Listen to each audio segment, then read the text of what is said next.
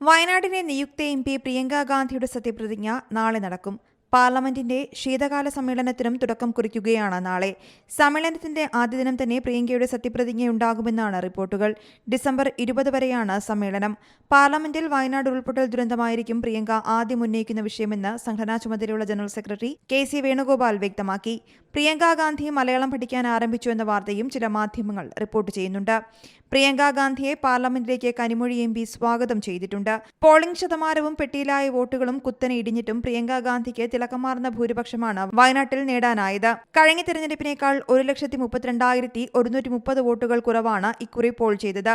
Polling ശതമാനത്തിൽ 8.76% ഇടിവാണ് ഉണ്ടായത്. ഇതിലേറെയും ഇടത് വോട്ടുകളാണെന്നതിന്റെ തെളിവാണ് കുറഞ്ഞ പോളിംഗ് ആയിട്ടും UDFന്റെ മികച്ച പ്രകടനം. 2024 6,47,445 വോട്ടുകളാണ് രാഹുലിന് നേടാനായത്. ഇക്കുറി പോൾ ചെയ്ത വോട്ടുകൾ കുറഞ്ഞിട്ടും പ്രിയങ്കയ്ക്ക് 6,22,338 വോട്ടുകൾ നേടാനായി. രാഹുൽ നേടിയതിനേക്കാൾ 25,107 വോട്ടുകൾ മാത്രമാണ് കുറവ്. ആകെ പോൾ ചെയ്ത വോട്ടുകളുടെ 65.33% നേടി പ്രിയങ്ക ജനഹിതത്തിൽ റെക്കോർഡുമിട്ടു.